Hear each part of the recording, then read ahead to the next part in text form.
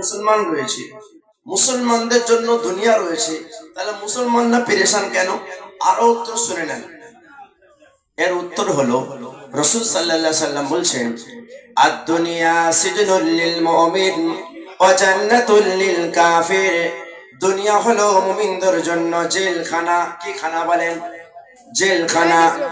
আর যারা মুমিন নয়, যারা ইসলাম বিরোধী, যারা কোরআনের বিরোধী, যারা আলেমের বিরোধী, যারা ইমানের বিরোধী, যারা নবীর বিরোধী, যারা ক্ষমতার গর্ব দেখায়, যারা এমএলএ এমপির গর্ব দেখায়, যারা কেন্দ্রের গর্ব দেখায়, জেনে রাখেন আল্লাহ রাব্বুল আলামিন বলে, রাসূল সাল্লাল্লাহু আলাইহি সাল্লাম বলে, আল্লাহ পাকের কথা, আদ-দুনিয়া সিজনুল লিল মুমিন ওয়া জান্নাতুল লিল কাফির। যারা ইসলাম বিরোধী তাদের জন্য দুনিয়া হলো জান্নাত স্বরূপ। কি স্বরূপ বলেন? দুনিয়া জান্নাত।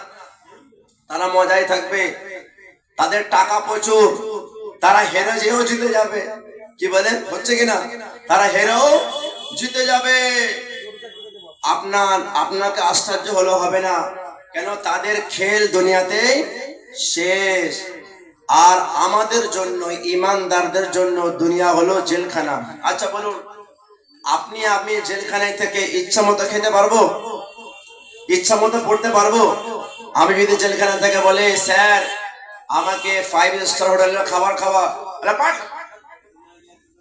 ওই ওই লুচি আছে, বাসি লুচি আর ঘুগনি দিয়ে খেয়ে নাও, ঠিক না বেটি? হ্যাঁ, ওই ভাত রয়েছে আর ওই পানিতে ভরা ডাল, ওইটাই খাও। এমন ডাল যে হাত ধোয়া যাবে, ঠিক না বেটি? আপনাকে স্পেশাল খাবার দেওয়া হবে না। তো আপনি দুনিয়াতে থাকবেন, ইচ্ছা মতো খাবেন, চলবে না। দুনিয়াতে থাকবো, শরীয়ত মানবো, শরাব পান করা যাবে না, হারাম খাওয়া যাবে না, সুদের টাকা খাওয়া যাবে না। তো যেগুলো নিষেধ সেগুলো আপনাকে মানতে হবে। যেটা পড়তে নিষেধ পড়বেন না, খেতে নিষেধ খাবো না। এর পরের কথা হলো যে আল্লাহ পাক যখন সারা বিশ্বকে মুসলমানদের জন্য তৈরি করেছেন, মুসলমানরা ভুল করলে ভুলটা ধরা হবে, যারা মুসলমান নয় তারা ভুল করলে দুনিয়াতে ভুলটা ধরা হবে না। এর কারণটাও এর বলে। যেমন ধরেন, এক জায়গায় বিবাহ অনুষ্ঠান হচ্ছে, বিবাহ হবে, ছেলে এবং মেয়ে, কথা ফাইনাল। বর যাত্রী যাবে 500 জন। কজন যাবে? 500 জন। 500 জন বরযাত্রী যাবে। যাবার ডেট ঠিক হয়ে গিয়েছে।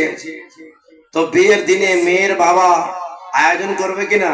এদিকে 500 জন বরযাত্রী আসবে, আবার গ্রামবাসী 300 জন, আবার বরের জন্য বিশাল থালা, ঠিক না বেটি? হঠাৎ করে বর বলছে, ও গ্রামবাসী বরযাত্রীরা, তোমরা চলে যাও, তোমাদের জন্য রান্না হয়েছে 500 জনের। সবাই বরযাত্রীরা পৌঁছে গিয়েছে, প্যান্ডেলে বসে গিয়েছে। হঠাৎ করে বর ফোন করছে। কে ফোন করছে বলেন? দুলহা ফোন করছে মেয়ের বাবাকে, হ্যালো শ্বশুর আব্বা। বলে কি হয়েছে? বলে আমাকে বিয়ে করতে ভালো লাগে না, আমি যাব না। কি বলছে বলেন? আমাকে বিয়ে করতে ভালো লাগছে না, আমি যাব না। ওই 500 জন গেছে, ওই বরযাত্রীকে খাইয়ে দাইয়ে ছেড়ে দেন। আচ্ছা বলুন, মেয়ের বাবা ওই 500 জনকে মিঠাই খাওয়াবে না পিঠাই খাওয়াবে? বলুন, যদি বর বিয়ে না করতে আসে তাহলে ওই 500 জনকে মিঠাই খাবে না পিঠাই খাওয়াবে? পিঠাই খাওয়াবে। না পারলে বলে দরকার নেই, তোরা খরচা, ঠিক না বেটি? বলুন, ডান্ডা খাওয়াবে না আন্ডা খাওয়াবে? খাওয়াবে। ডান্ডা আন্ডা দেবে না কেন? বরযাত্রী পৌঁছে গেছে, কিন্তু বর, তার মানে কি বুঝলেন? যদি বরযাত্রী বলে, আচ্ছা মেয়ের বাবা একজন তো আসেনি, কজন আসেনি বলেন? কজন আসেনি?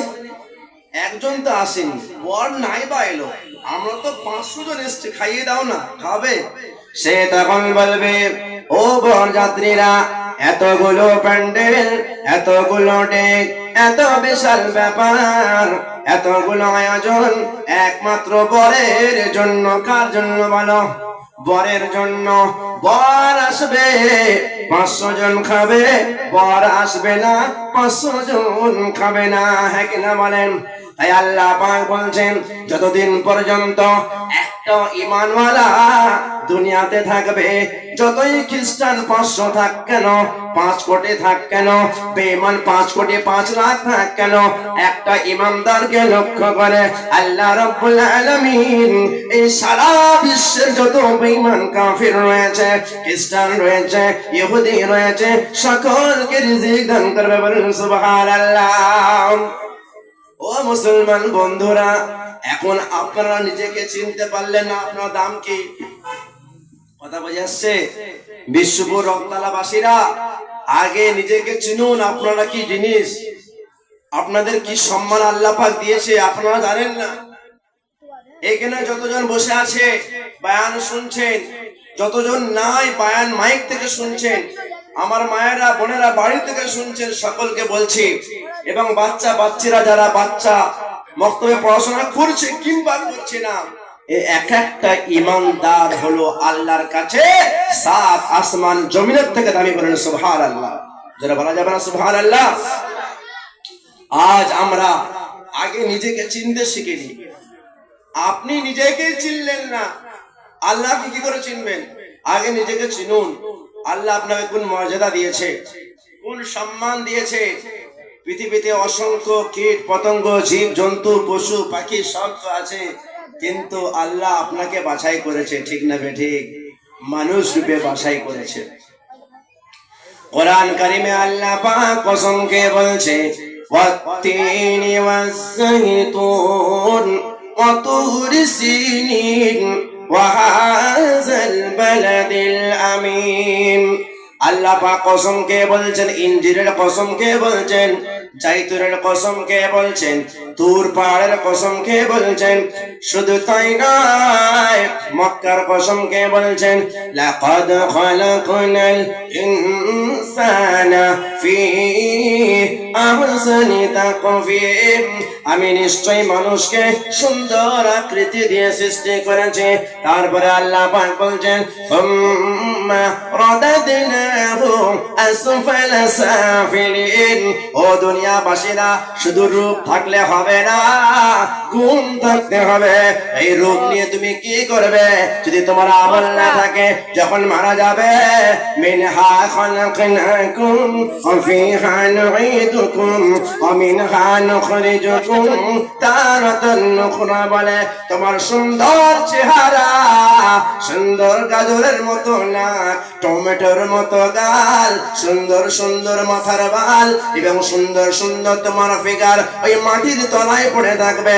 তোমার যখন আমল থাকবে না, ফেরেশতা জিজ্ঞাসা করবে মান রাব্বুকা, তোমার প্রভুকে?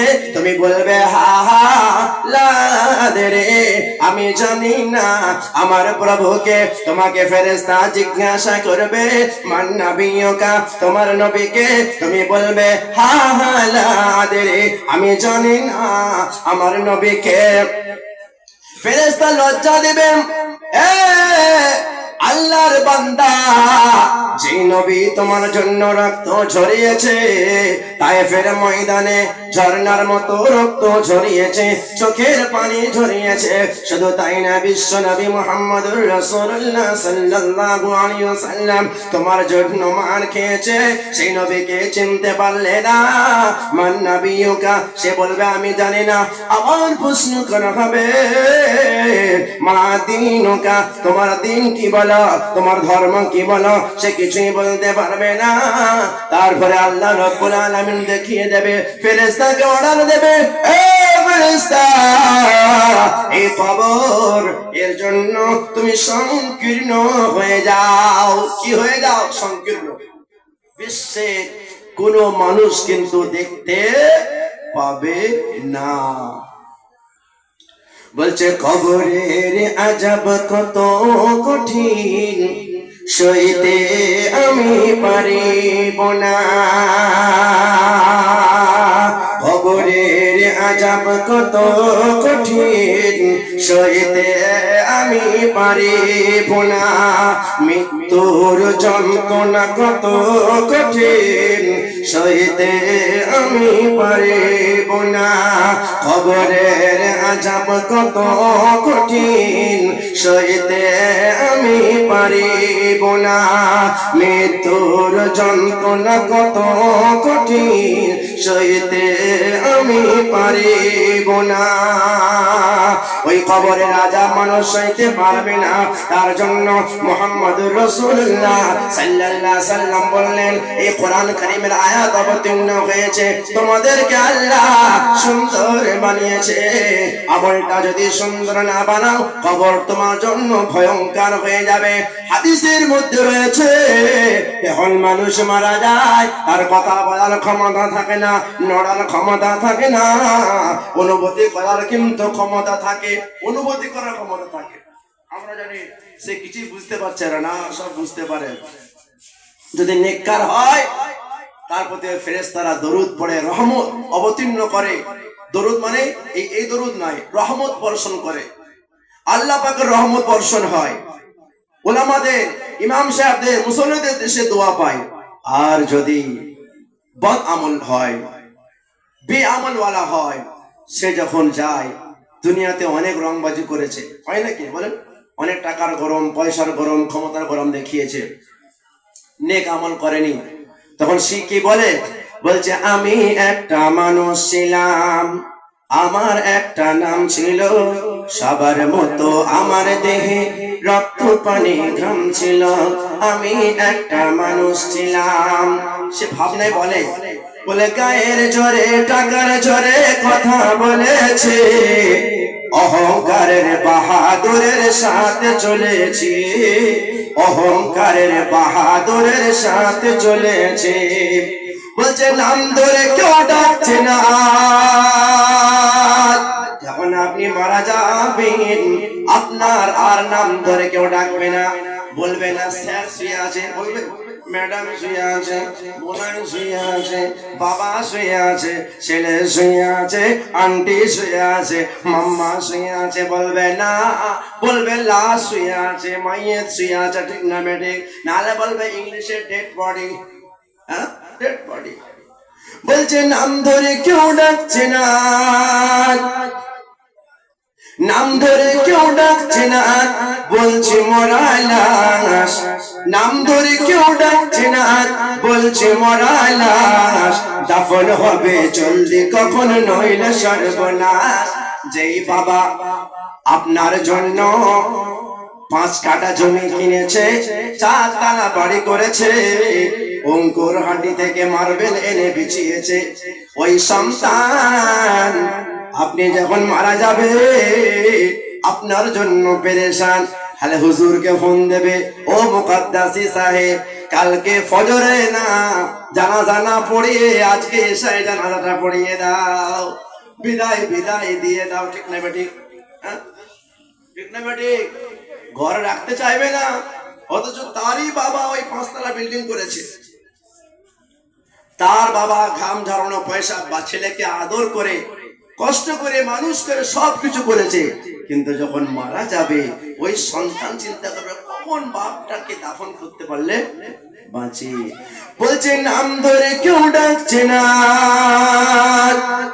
নাম ধরে কেউ ডাকছে না, বলছে মরা লাশ, নাম ধরে কেউ ডাকছে না, বলছে মরা লাশ, দাফন হবে জলদি কখন নইলে সর্বনাশ, দাফন হবে জলদি কখন নইলে সর্বনাশ। রাত্রে সবাই আমার ঘরে লাশের ভয়ে কাঁপছিল। 5 ভাই, ছোটদা বলে, ও বড়দা তুমি আব্বাকে থাকো না, সারা রাত আব্বা মাইয়া তো থাকবে, মশারি খাটানো, থাকো না। আব্বা বলবে, এই বড়দা বলবে, ছোটদা তুই তো বাপের কোলের ছেলে, তুই থাক না। না আমি থাকতে। মেজদা বলে, না রে মোর হবে না, ওর লাশ ভালো নাই। হবে কিনা? বলছে নাম ধরে কেউ ডাকছে না, আজ বলছে মরা লাশ, দাফন হবে জলদি কখন নইলে সর্বনাশ, দাফন হবে জলদি কখন নইলে সর্বনাশ। রাত্রে সবাই আমার ঘরে লাশের ভয়ে কাঁপছিল, রাত্রে সবাই আমার ঘরে লাশের ভয়ে কাঁপছিল। আমি একটা মানুষ ছিলাম, আমার একটা নাম ছিল। আমি একটা মানুষ ছিলাম, আমার একটা নাম ছিল। সবার মতো আমার দেহে রক্ত পানি ঘাম ছিল। সবার মতো আমার দেহে রক্ত পানি ঘাম ছিল। ও আমার সোনা চাঁদ বন্ধুরা, বিবি বিবি প্রাণের বিবি যখন মরে যাবে বলবে আমি যাব না তোমার সাথে, আমি আর তোমার পাশে নাই, তোমার সঙ্গে যাব না। দুনিয়াতে তো পরের কথা, তবু সঙ্গে থাকবে। যদি কবরে চলে যায় বিবি পরের কথা। গর্ভধারিণী মা, যে মা একটা বাচ্চাকে কত কষ্ট করে মানুষ করেছে কিনা বলেন। 10 মাস 10 দিন 9 মাস 8 মাস 8.5 মাস পেটে ধারণ করেছে, দুনিয়ায় জন্ম দিয়েছে, 2 বছর 2.5 বছর দুধ পান করিয়েছে। ওই সন্তানকে হাঁটা চলা শিখিয়েছে। আল্লাহ না করুক, আল্লাহ না করুক, যদি অকালে বাচ্চাটা মারা যায়, যদি মাকে বলা হয় ও মা তোমার বাচ্চা প্রতিদিন তোমার গলা জড়িয়ে ঘুমাতো, হ্যাঁ কিনা বলো? এই ঠান্ডা কালে তোমার বাচ্চা তোমার বুকে পেচ্ছাপ করে দিয়েছে, তুমি সেই বাচ্চাকে দূরে ফেলে দেও না। ওই বাচ্চার পেচ্ছাপটা পাল্টে আবার বুকে জড়িয়ে তুমি শুতে মা। ও গো মা গো, আজকে তোমার বাচ্চা ওই 5 তলায় কবরস্থানে একা ঘুমাবে মা। ও গো মা, তুমি এক কাজ করো, প্রথম রাতটা তুমি তোমার বাচ্চার সঙ্গে কবরে কাটিয়ে দাও। মা কি বলবে? হ্যাঁ, কেঁদে কেঁদে চোখের পানি শেষ করে রক্ত ঝরিয়ে দেবে, কিন্তু ওই কবরে শুতে শুতে চাইবে না। কার জন্য কি করছেন? করতে তো হবে, করতে তো হবে, কিন্তু যেই নামাজ ছেড়ে আমি সন্তান ছেলে ছেলে করছি, মেয়ে মেয়ে করছি, বাপ বাপ করছি, বিবি বিবি করছি, স্বামী স্বামী করছি, এইগুলোই কাল কিয়ামতের ময়দানে করোনা ভাইরাসের মতো ছুটে পালাবে। ঠিক না বেঠে? বলুন ঠিক না বেঠে? আগে আমাদের হাসরের কথা বুঝে আসতো না, বলে হুজুররা মনে হচ্ছে একটু বাড়াবাড়ি করে বলছে। আচ্ছা বলুন, আমি বাড়াবাড়ি করে বলতে পারবো? আমার ক্ষমতা আছে। আমার ফর্মুলা একটা, সেটা হলো কি? আল কোরআন। বলুন আল কোরআন। আর দ্বিতীয় হলো কোরআনের ব্যাখ্যা, সেটা হলো কি? আল হাদিস। কথা বোঝা আসছে? কোরআন হাদিসের বাইরে আমি কথা বলতে পারবো না। তাহলে এই যে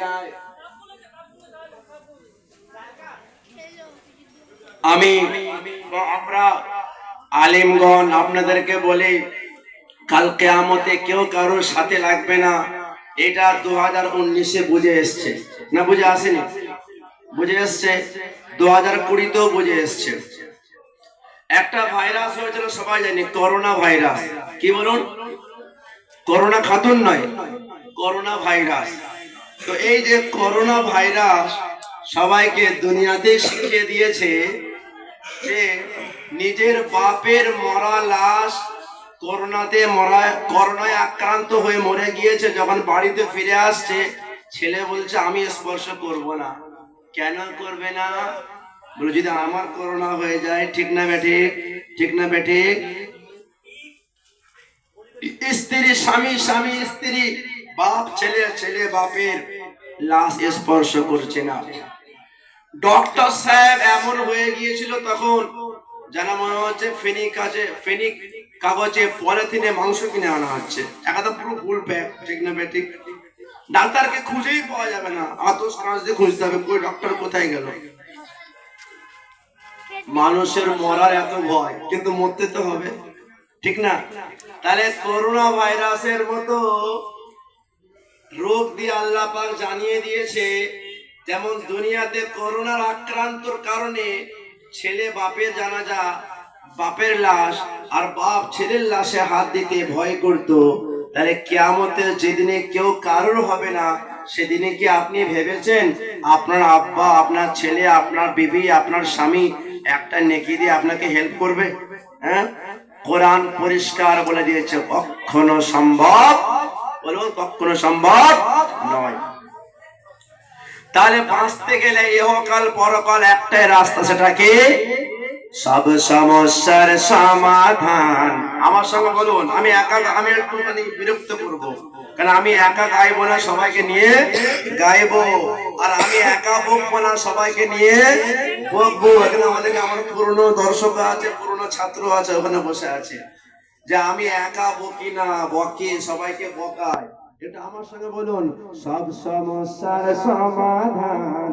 জোরে গাইতে হবে। সব সমস্যার সমাধান দিতে পারে আল কোরআন। সব সমস্যার সমাধান দিতে পারে আল কোরআন। সুখ শান্তি সম্মান, সুখ শান্তি সম্মান দিতে পারে আল কোরআন। সব সমস্যার সমাধান দিতে পারে আল কোরআন। সব সমস্যার সমাধান দিতে পারে আল কোরআন। আমার শোনা চান বন্ধুরা, মায়েরা, বোনেরা, খুকু মনিরা, কচি কচি মাসুম বাচ্চারা, ভালো করে জেনে রেখে নি, এটা হলো কোরআনের জলসা। কিসের জলসা বলেন? কোরআনের জলসা।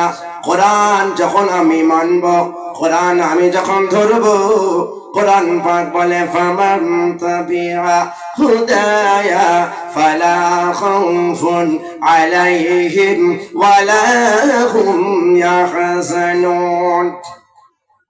হে দুনিয়াবাসীরা, যারা আমাকে ফলো করবে, কাকে ফলো করবে বলো?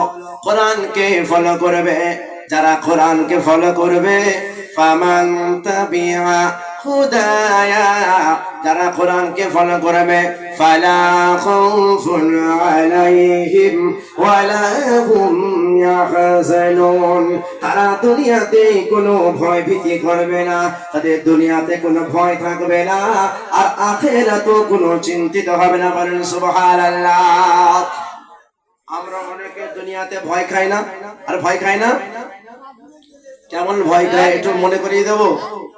যখন বলেছিল কয়েক বছর আগে, ভালো করে শুনবেন, এনআরসি হবে, কি হবে, তখন কি হয়েছিল? এত ভয়, এত ভয়, উলুবেড়িয়া স্টেশন ভেঙে ফেলার খাপ, ঠিক না বেঠে? সাকরাইল ভেঙে ফেলার খাপ, ঠিক না বেঠে? এটা কিসে বলেন? ভয়। তাহলে আমরা ভয় করি, ঠিক না বেঠে? আবার ভয় কিসের? আবার ভয় হলো এনআরসি, সিএএ। আবার নতুন একটা ভয় এসছে, এসআইআর, ঠিক না বেঠি? মোটামুটি ঘাট থেকে নেমেছে হালকা করে। আবার পরে কি আসে জানা নাই। আর একটা গুপ্ত ভয় আছে। কি ভয় বলেন? জানেন? গুপ্ত ভয় হলো অকফ সম্পত্তি লুটমাট করে নেওয়া সরকারের, ঠিক না বেঠি? আমরা ভালো করে জানি কিংবা মানি না যে আমাদের অকফ সম্পত্তি, এই মাদ্রাসা, এই মসজিদ, কবরস্থান, ঈদগাহ, একটা এমন নিয়ম বার করেছে সরকার যে উপরে গেলে যদি রেজিস্ট্রি করেন, বাঘের মুখে পড়বেন, যদি না করেন সাপের মুখে পড়বেন। কোন দিকে যাবে? একটা এমন পানি পড়া কেন্দ্র সরকার পাস করেছে। উদাহরণ হলো, ওই পানি পড়া ঘিটে নিলে বাপ মরবে, আর কুল্লি করলে ছেলে মরবে। কথা বুঝাচ্ছে? ঘিটে নিলে ছেলে মরবে, আর ফেলে দিলে বাপ মরবে। এই হলো একটা গুপ্ত ভাইরাস। এইগুলো আসছে কেন বোঝার বিষয় আছে। মুসলমান শুধু মসজিদ করলে হবে না, মসজিদকে ভরাতে হবে, মসজিদে দেখাশোনা করতে হবে।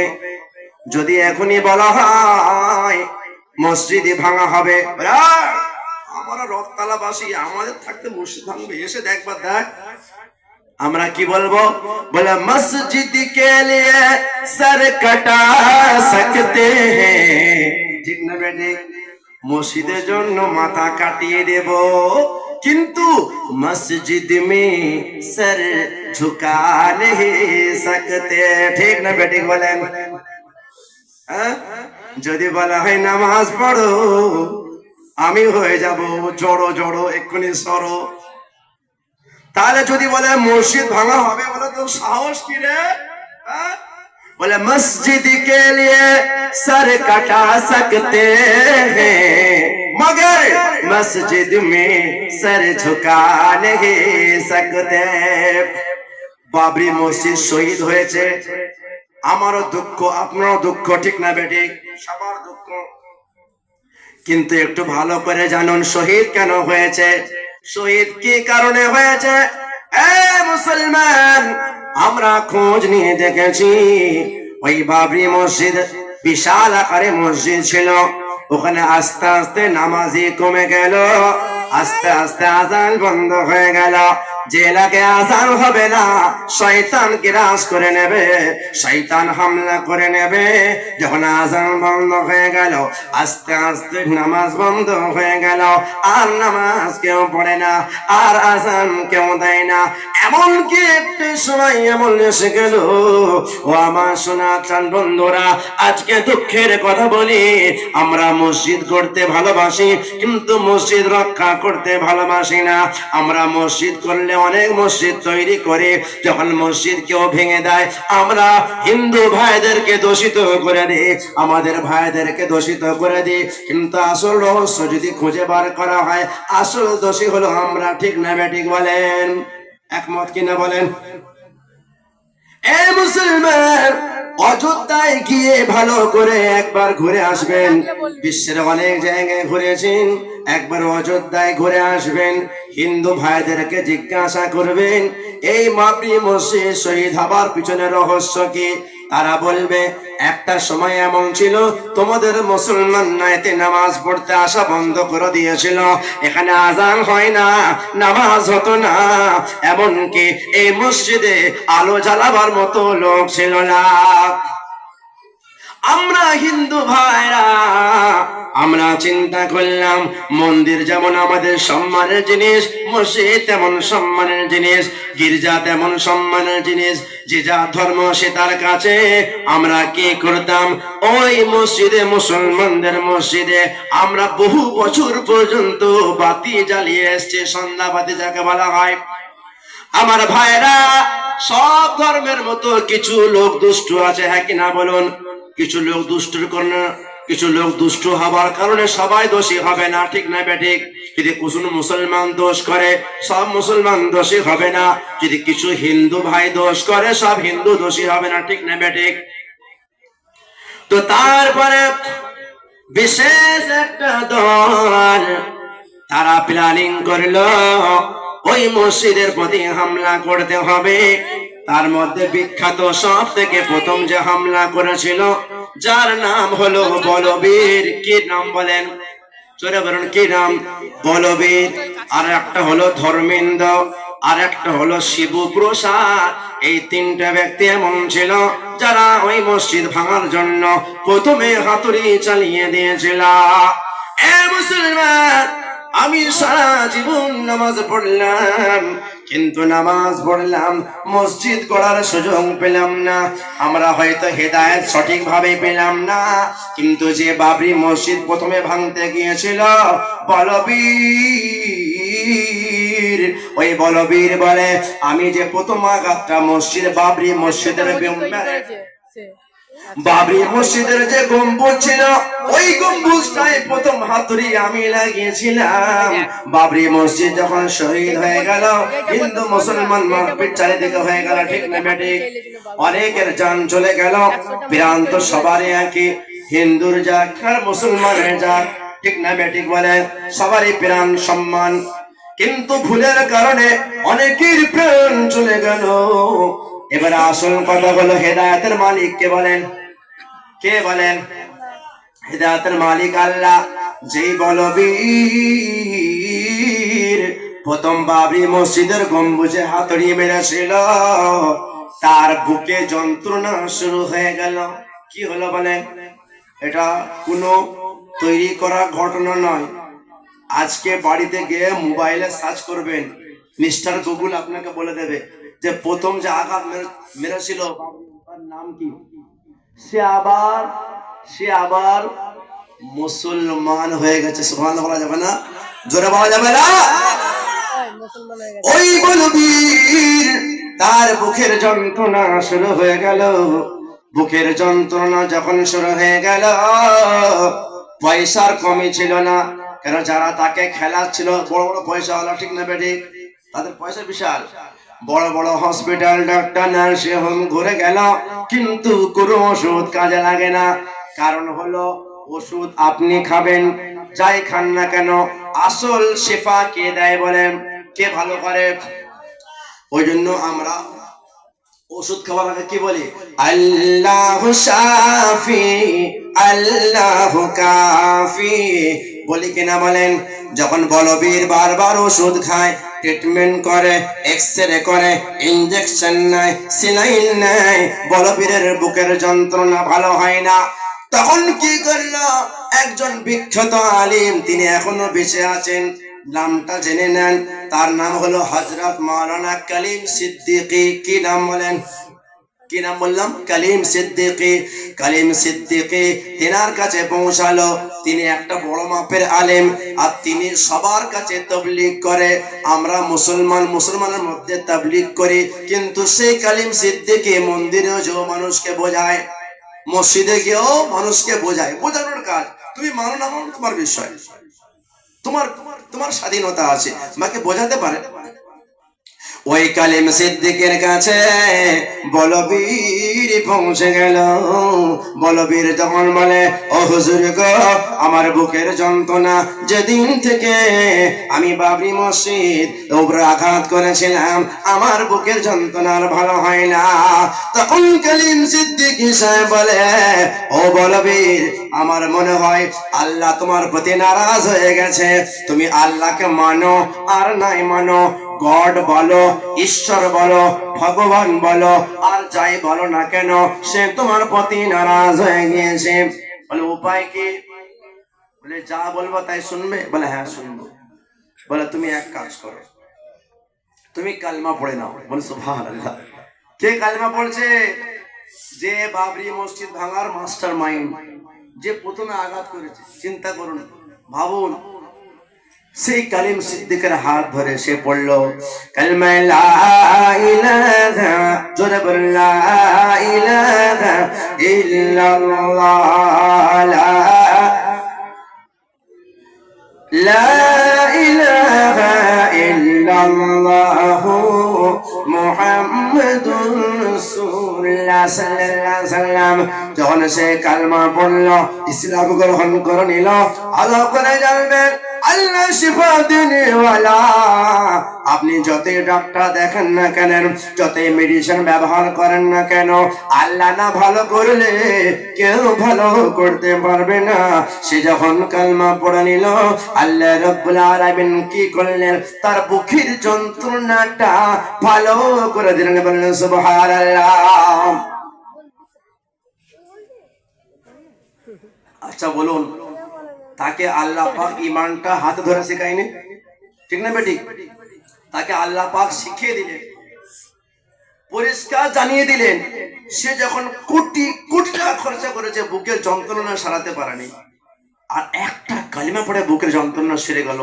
আচ্ছা বলুন, আপনার ঈমান থেকে তার ঈমানটা বেশি হবে না কম হবে? যারা বলুন, আমরা তো খানদানি মুসলমান, ঠিক না বেঠিক? হ্যাঁ, আমরা কি খানদানি মুসলমান, আর তারা খানদানি নয়। তারা কষ্ট পেয়ে, আঘাত পেয়ে, আর বুঝে তবে মুসলমান হয়েছে, ইসলাম গ্রহণ করেছে। তখন সে প্রতিজ্ঞাবদ্ধ হয়ে গেল যে এবার থেকে আমি যেহেতু প্রথম আঘাত করেছিলাম মসজিদে, বাবরি মসজিদে, আমার নাম বলবীর ছিল, আজ থেকে আমার নাম হলো মোহাম্মদ আমির। বলেন সুবহানাল্লাহ। কি নাম বলেন? মোহাম্মদ আমির। মানে আমির মানে হচ্ছে বিল্ডিং নির্ণয়কারী, বিল্ডিং খাড়া করনেওয়ালা। বলে কিসের? বলে আমি যেহেতু 6 ডিসেম্বর বাবরি মসজিদ শহীদ করেছি, আমি প্রতিজ্ঞাবদ্ধ হলাম, আমি 6 ডিসেম্বরের প্রতিটা আমার সাধ্য সামর্থ্য অনুযায়ী আমি মসজিদ তৈরি করব। আর যে ভাঙা মসজিদ আছে, যেখানে মসজিদের কাজ বাকি আছে, আমি আমার পয়সায় সেখানে মসজিদের কাজের মেরামত করবো। বলে সুবহানাল্লাহ।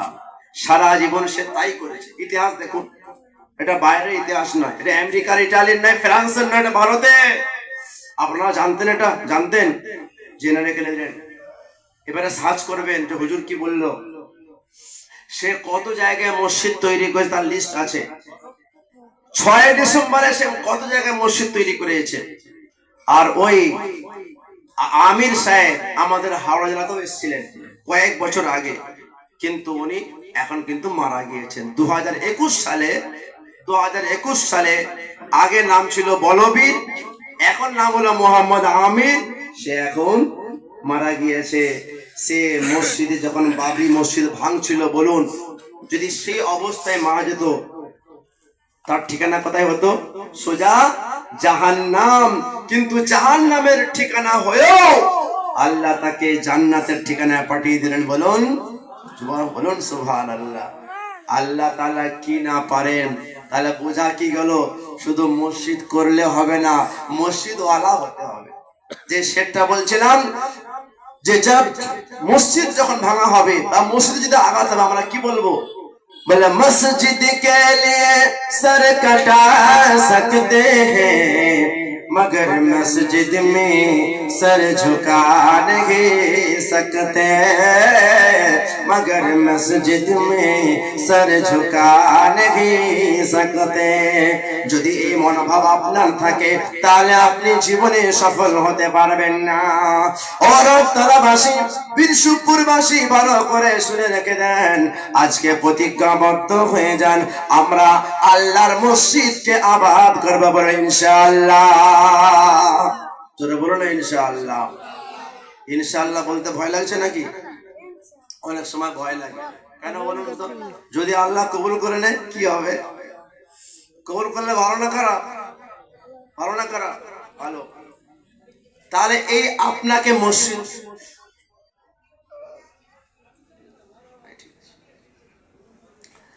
তাহলে এই মসজিদকে আবাদ করতে গেলে 3 শ্রেণীর মেহনত করতে হবে। ক শ্রেণী বলেন? যারা বলুন ক শ্রেণী? একটা যুবকদের প্রতি, এর সঙ্গে বয়স্করা তো ফ্রি আছে। দ্বিতীয় বাচ্চাদের প্রতি, তৃতীয় মেয়েদের প্রতি। কথা বুঝে আসছে? বড়দের জন্য ইমাম সাহেবকে বলুন, হুজুর যে আমাদের জন্য একটু কোরআন শেখার ব্যবস্থা করে দেন। জামাতে বার হলে লিমিটেড টাইম থাকে, 3 দিন, 10 দিন, চিল্লা 4 মাস, তারপরে আতে শিখতে পারবেন না। ইমাম সাহেবকে আপনি ধরলে কি হবে? ইমাম সাহেব কিংবা ইমাম সাহেব কোনো বন্ধু মিলিয়ে আপনার শিক্ষার ব্যবস্থা করে দেবে। আপনি দিনিয়াতের মাধ্যমে, মক্তবের মাধ্যমে আপনার বাচ্চারা তো কোরআন শিখছে শুদ্ধভাবে। সারাদিন প্রোগ্রাম হয়েছে, দেখেছেন যে আপনাদের ছেলে মেয়েরা সুন্দর কেরাত পড়লো, ওজুর ফরজ, গোসলের ফরজ বললো, নামাজের ফরজ পেশ করেছে কিনা, বিভিন্ন ধরনের দোয়া এবং আরবি ল্যাঙ্গুয়েজ শিখলো। আপনি কি শিখলেন? তাহলে আপনাকে শিখতে হবে। তাহলে প্রথম মেহনত হলো আমাকে ইমাম সাহেবকে বলতে হবে, হুজুর আমাদেরও শিক্ষার ব্যবস্থা করে দেন, আমার বাচ্চারা জান্নাতে যাবে, আমরা কোথায় যাব? আর দ্বিতীয় হলো মেয়েদের প্রতি মেহনত। যারা বড় মেয়ে, মাধ্যমিক, উচ্চ মাধ্যমিক, গ্রাজুয়েশন পাস করে কোরআন তো শিখেছে কিন্তু শুদ্ধ কোরআন শেখেনি। আমাদের সমাজে মেয়েরা অনেক কোরআন শিখনেওয়ালাই আছে, কিন্তু শুদ্ধ শিখনেওয়ালি 5% নেই। ঠিক না ব্যাটিক বলেন? আছে অনেক। কোরআন পড়েছো? হ্যাঁ হুজুর 5 খতম হয়ে গেছে। কি খতম করেছে আল্লাহ পাক জানে। রাগ করবেন না, কিন্তু কোরআন সঠিক পড়তে হবে, চাই একটা সূরা হোক। ঠিক না ব্যাটিক? আপনি যদি কোরআন সঠিক শেখেন তাহলে লাভ কি পাবেন? আমি একটা হাদিস বলছি। হযরতে আবু যর রাদিয়াল্লাহু তাআলা আনহু বলেন, আল্লাহর নবী আমাকে বললেন, ভালো করে শুনবেন, ও আমার বন্ধুরে, যদি তুমি সকালবেলা কোরআন কারীমের একটা সূরা শিখে নাও, একটা আয়াত শিখে নাও, একটা আয়াত, কটা আয়াত বলেন? একটা আয়াত। যদি একটা সূরা আয়াত শিখে নাও, সারা রাত ধরে তুমি 100 রাকাত নামাজ পড়বে। 100 রাকাত নামাজ পড়ার থেকে আপনার একটা আয়াত শেখার বেশি নেকি লেখা হবে। বলুন সুবহানাল্লাহ। যারা বলা যাবে না সুবহানাল্লাহ? আপনি বলবেন কেন? আচ্ছা বলুন, যদি আপনি ভুল নিয়মে চলেন, আপনার নামাজের দাম আছে? নামাজ কোন দিকে মুখ করে পড়তে হয় বলেন? কোন দিকে মুখ করে? কাবার দিকে। যদি আপনি ওই উল্টো দিকে মুখ করে সারাদিন ধরে নামাজ পড়েছেন 1000 রাকাত, কি হবে? কবুল হবে? হবে না। ঠিক তেমন যে কোরআন যদি সঠিক না বুঝে পড়েন, তাহলে আপনার নামাজ শুদ্ধ হবে না। এই যে বাচ্চারা মাসাইল শিখছে, গোসলের মশলা, গোসলের ফরজ, ওযুর ফরজ, নামাজের ফরজ, এতে লাভ কি? আল্লাহর নবী সাল্লাল্লাহু আলাইহি ওয়াসাল্লাম বলে, হে আমার বন্ধুরে, যদি তোমরা একটা মশলা শিখতে যাও, হয় তায়াম্মুম কিংবা গোসল কিংবা নামাজের, সারা রাত ধরে 1000 রাকাত নামাজ পড়লে যত নেকি পাবি, তার থেকে বেশি নেকি লেখা হবে। বলেন সুবহানাল্লাহ। তাহলে আমরা শিখবো, শিখবো ইনশাআল্লাহ। তাহলে ওই মেয়েদেরকে, ওই যারা বড় মেয়ে, তাদেরকে শেখারও এলাকাতে মসজিদের আন্ডারে কিংবা মক্তবের আন্ডারে ব্যবস্থা করবে ইনশাআল্লাহ। করবে ইনশাআল্লাহ। এর জন্য মহিলা শিক্ষিকা লাগবে, ইমাম সাহেব নিশ্চয়ই ব্যবস্থা করে দেবেন, নিশ্চয়ই মেয়ে শিক্ষক ব্যবস্থা হয়ে যাবে। আর তৃতীয় পয়েন্ট হলো বাচ্চাদের শিক্ষা, যেটা আপনারা মক্তবের দ্বারা শেখাচ্ছেন। এবারে আমার একটা কথা হলো, দিনিয়াত চলে, এমনি মক্তব্য চলে, আলহামদুলিল্লাহ দুটোই চলুক। তবে আমার বক্তব্য আপনার কাছে রিকোয়েস্ট, দেখেন যে ডক্টর হয় তার মেডিসিন সম্পর্কে এক্সপিরিয়েন্স থাকে কিনা বলেন? একটা ডক্টর যে মেডিসিন সম্পর্কে আইডিয়া রাখে, যদি আপনি অন্য কোন ইঞ্জিনিয়ারকে বলেন যে প্যারাসিটামল কি কি ভাগ আছে বলুন তো, সে বলতে পারবে? সে বলবে কোথার কি কি নকশা হয় আমি এটা বলতে পারবো, মেডিসিন সম্পর্কে কিন্তু আমি বলতে পারবো না। যদি একটা ব্যারিস্টারকে আপনি বলেন, ব্যারিস্টারকে আপনি বলছেন যে স্যার আমাকে একটু অমুক ট্যাবলেট এবং সিরাপ সম্পর্কে বলুন তো, দেখো আমার ওই সব কাজ নয়, কি কেস, ক্রিমিনাল কেস আছে বলো, সেগুলো আমি ফয়সালা করে দিচ্ছি। ঠিক তেমন কোরআন সম্পর্কে, দ্বীন সম্পর্কে যদি জানতে হয়, আলেমরা আপনারা জানবে, ঠিক না বেঠিক? বর্তমান সিচুয়েশন অনুযায়ী, বর্তমান পরিস্থিতি অনুযায়ী খুব সহজ ভাবে বাচ্চাদের কাছে সহজ পদ্ধতিতে দিনিয়াত যে সিলেবাসটা করেছে, যে অল্প কিছুই জানে না, খুব অল্প সময় শুধু দিন শিখবে না, শুধু কোরআন শিখবে না, বরং কোরআন এবং দ্বীনের সঙ্গে সঙ্গে 14টা বিষয় জানতে পারবে। বলেন সুবহানাল্লাহ। যারা বলা যাবে না। শুধু বক্তব্যে কি হবে, যে কোন রকমের কায়দাটা শেষ হলো, কোরআনটা ধরলো, সে শুধু চেষ্টা করবে কবে খতম হবে, ঠিক না বেঠিক বলেন? বাপেরা বলবে হ্যাঁ হুজুর কত বাকি মেয়ের, বলে হয়ে এসছে 15 পারা হয়ে এসছে। আরে হুজুর দেখাশোনা আছে, তাড়াতাড়ি 3 দিনের মধ্যে 25 পারা করে দেন। এরকম হয় কিনা? আমরা চালিয়েছি, অনেক মাদ্রাসা চালিয়েছি, এখনো চালাচ্ছে আলহামদুলিল্লাহ। আমার দিনিয়াত মক্তবে আপনারা যাবেন, ফুলবাড়িয়া বাইরে গরমপুরে 265 জন পড়াশোনা করে। কতজন বলেন? 265 জন আমাদের রেজিস্ট্রেশন খাতা আছে, পড়াশোনা করছে আলহামদুলিল্লাহ। আমার বক্তব্যে পাশের ফতেপুরে প্রায় 300-এর কাছাকাছি, তার পাশে দক্ষিণ পাড়ায় 80 জন কি 100 জন পড়াশোনা করে শুধু আমার মসজিদে, অথচ একই মহল্লা পাশাপাশি। যদি আমার বক্তব্যে 265 জন পড়াশোনা করে, কি করে হলো, কিভাবে সম্ভব? যারা দ্বীন সম্পর্কে জানতোই না, যারা এই পোশাককে, সুন্নতের লিবাসকে ঘৃণা করত, তারা দিনিয়াতের ইউনিফর্ম দেখে আকৃষ্ট হচ্ছে, ঠিক না বেটি? যেই মেয়েরা, কচি কচি মেয়েরা যারা ইনস্টাগ্রামে পোস্ট করে, ঠিক না বেটি, অল্প সময় দেখবেন আপনি ফোনের লক খুলতে পারবেন না, কিন্তু ওই 10 বছরের মেয়ে আপনার ফোনের অপারেশন করে দেবে, ঠিক না বেটি? পুরো ওর কিডনি হার্ট কোথায় কি আছে সব বার করে দেবে। আর বোরকা, আল্লাহু আকবার, বোরকা দূরের কথা, ঢাকা পোশাকই পরবে না। অথচ কোরআন হাদিসের কথা অনুযায়ী মেয়েদের কাপড় 3 ধরনের হবে। কত ধরনের বলেন? মোটা, ঢাকা, ঢিলে। মোটা মোটা কাপড় হতে হবে।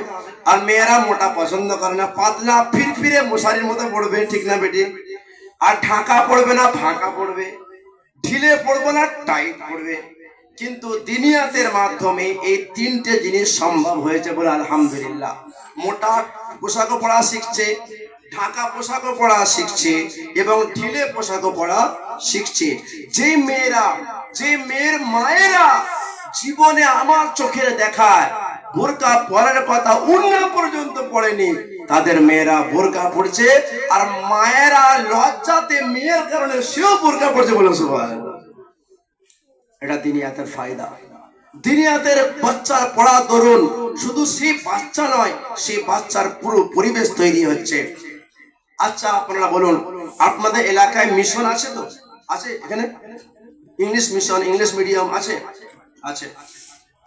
আবার খিচড়ি স্কুলও আছে, নেই? আচ্ছা, খিচড়ি স্কুলে ভর্তি হতে গেলে কত হাজার টাকা ডোনেশন লাগে?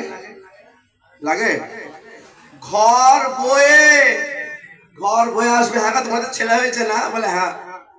বলে ও তো পড়াও, তোমার পড়বে। বলে না না, নামটা লিখিয়ে দেয়, ডিম পাবে। ঠিক না বেটি? কি পাবে বলো? ডিম পাবে।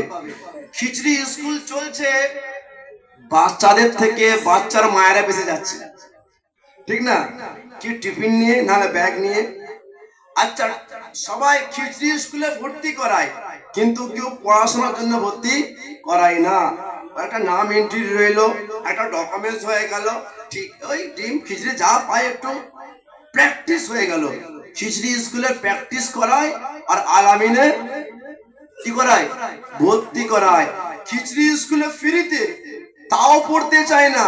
আর আলামিনের ফর্ম কিনতে গেলে 600 টাকা, 1200 টাকা, শুধু ফর্ম। ভর্তি পরে, পরীক্ষা পরে, শুধু ফর্ম কিনবে 600 টাকা। তাই ভিড় লেগে যাচ্ছে। এবারে কয়েকটা ছেলে ফেল করেছে আলামিনে, আমাকে বলছে হুজুর একটু সুপারিশ করে দেন না, যাতে করে অ্যাডমিশন হয়ে যায়। আমি ওই ওটা করতে পারবো না, আপনার ছেলেকে আবার পড়ান, ঠিক করে পড়াশোনা করে জয়ী হতে হবে। বিনা পড়ে জয়ী হওয়া, বিনা পড়াশোনা জয়ী হওয়া যাবে না। আমি যদি বলি হয়তো আমার কথা আপনার ছেলেকে নিয়ে নেবে, কিন্তু যখন পরীক্ষায় যখন গোলগোল্লা পাবেন তখন কি হবে? আমার নাম থাকবে? তারা আবার পরীক্ষা দেবেন, আবার পড়ুন। বলার উদ্দেশ্য হলো এটা যে দুনিয়াতে হয়তো একটু কস্টলি, বেশি কিছু নয়, মাসে 150 টাকা বা মাসে 200 টাকা হয়তো খরচা হচ্ছে। আচ্ছা বলুন, পার ডে কত টাকা হচ্ছে? 5 টাকা, ঠিক না বেটি? তাহলে একটা ছেলে কিংবা মেয়েকে, আপনারা সবাই কম ছেলের বাবা মা আছেন, একটা ছেলে মেয়ের পিছনে বাপ মায়ের মিনিমাম বাড়িতে প্রত্যেক দিন 10 থেকে 20 টাকা খরচা হয়ে যায়, হয় কি না? Ice cream, Kurkure, chips, chocolate, lollipop, দাঁতের লড়াই, এটা ওটা সেটা খরচা হয়ে যাচ্ছে। আর মহা সম্মানীয় দিন কোরআন আবার সঠিক জ্ঞান অর্জন করবে। সেই কোরআন, সঠিক জ্ঞান, শুধু কোরআন নয়, কোরআনের সঙ্গে 14টা বিষয় শেখানো হবে। তার জন্য আপনাকে খরচা করতে হবে না? আপনি যদি খরচা না করেন, সেই জ্ঞানের মূল্য আপনার কাছে থাকবে না। যে কোনো জ্ঞান অর্জন করতে গেলে আপনাকে খরচা করতে হবে। আমি জামাতে যাব বিনা পয়সায়, কি করতে হবে? পয়সা খরচা করতে হবে কিনা? আমি জামাতে যাব, আমাকে টাকা খরচা করতে হবে। আমি পড়াশোনা করেছি উত্তরপ্রদেশ থেকে বিনা পয়সায়, হ্যাঁ, পড়াশোনায় খরচা করতে হয়েছে। আমি ইঞ্জিনিয়ার পাস করেছি বিনা পয়সায়, খরচা করতে হয়েছে। আমি ডক্টর হয়েছি বিনা পয়সায়, খরচা করতে হয়েছে। তাহলে যেখানে খরচা হবে সেখানে মায়া বসবে, ঠিক না বেটি? মায়া বসবে। আর যখন মায়া বসবে, সেই জ্ঞানের আপনার গুরুত্ব থাকবে। আর এই দুনিয়া এবং এমনি মক্তব যেগুলো চলছে, সবাইকে বলবো, আমি বাচ্চাদের পড়ার জন্য একটা আরবিতে ছন্দ বানিয়েছি, যাতে করে ওই দুনিয়াদের ছেলে এবং অন্য মক্তবের ছেলে যেন সবাই এই ছন্দের সঙ্গে সঙ্গে তারা আরবি অক্ষরগুলো মুখস্থ করতে পারে। এখানে অনেক ছেলেরাই আছে, দুনিয়াদের বাচ্চাও আছে, এমনি মক্তব বাচ্চারাও আছে। আমি যদি প্রশ্ন করি এই বাচ্চাদেরকে যে বলো তো বাবু, যে আরবি অক্ষর কটা, কে বলতে পারবে? খুব সহজ কিন্তু। আরবি অক্ষর কটা? আমার এখানে পুরনো ছাত্র আছে, আমারও ছাত্র এখানে বসে আছে। আচ্ছা, কে বলতে পারবে যে এখানে আরবি অক্ষর কটা? তাহলে আরবি অক্ষর কটা আপনাকে ভাবতে হচ্ছে, ঠিক না বেঠিক? অথচ দীর্ঘ 1 বছর ধরে মিনিমাম 100 বার পড়েছে, ঠিক না বেঠিক? কিন্তু তাও কিন্তু বলা সম্ভব হচ্ছে। একটা গ্রাজুয়েশন পাস মেয়েকে বলবেন তুমি তো অনেক শিক্ষিত, একবার অ থেকে চন্দ্রবিন্দু চাঁদ পর্যন্ত শোনাও তো একবার। অনেকে আটকে যায় কিনা? আরে বলো আটকে যায় কিনা? প্রশ্ন হলো, বলে ঠিক আছে একবার শুনিয়ে দাও না। কথা বোঝা আসছে? ঠিক আছে তুমি একবার শুনিয়ে দাও না, দেখবেন যে কোনো প্রকারে কি হয়ে যাচ্ছে, আটকে যাচ্ছে। তাই আমি মনে রাখার জন্য আমি সব শোনাবো না, অল্প করে শুনিয়ে আমার বক্তব্য শেষ করবো, আর 5-10 মিনিটে শেষ করে দেবো ইনশাআল্লাহ। অল্প করে শোনাচ্ছি। আরবি আলিফ থেকে ইয়া পর্যন্ত আজকে আপনাদের বলে যাচ্ছে, মনে রাখবেন, জীবনে ভুলবেন না। সবাইকে বলছি, কারণ সবাই আরবি পড়েছেন কিংবা পড়বেন। আরবি আলিফ থেকে ইয়া পর্যন্ত 29টা অক্ষর। কটা অক্ষর বলেন? 29টা অক্ষর। আরবি ডান দিক দিয়ে না বাম দিক দিয়ে আরম্ভ হয়?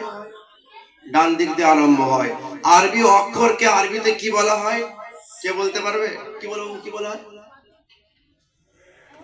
বাহ, মাশাআল্লাহ, ভেরি গুড, খারাপ বলেছে, মাশাআল্লাহ, সুন্দর উত্তর দিয়েছে। আচ্ছা, আলিফ থেকে ইয়া পর্যন্ত বর্ণমালাকে কি বলা হয়? কেউ বলতে পারবে? হুরুফে তাহাজ্জি বলা হয়। কি বলা হয়? হুরুফে, শিখে নেন, হুরুফে তাহাজ্জি।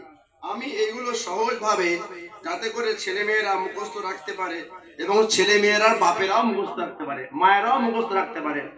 বড় বড় মিশনে ভর্তি করতে গেলে আগে অফিসার জিজ্ঞাসা করে বাপ মা কতদূর লেখাপড়া, ঠিক না বেঠিক? কেন জিজ্ঞাসা করে বলুন তো? যে আপনি যে আপনার ছেলে মেয়েকে আলামিনে পড়াচ্ছেন, যতই আপনি ম্যাডাম দেন, টিচার দেন, স্যার দেন, কিন্তু আসল গাইড কে করবে? তার মা কিংবা বাবা। তাহলে মা বাবাকে শিক্ষিত হতে হবে। ওই জন্য বড় বড় মিশনে যদি আপনি আপনার ছেলেকে ভর্তি করান, যদি আপনার ওয়াইফ বেশি শিক্ষিত না হয়, বলবেন না, এ ভর্তি নেওয়া যাবে না। ঠিক তেমন বিশ্বের সব থেকে দামি কিতাব হলো আল কোরআন, ঠিক না বেঠিক বলেন? তাহলে এই আল কোরআনটা আপনি যখন শিখবেন, আপনার বাচ্চাকে যদি শেখান, তাহলে আপনাকেও জানতে হবে।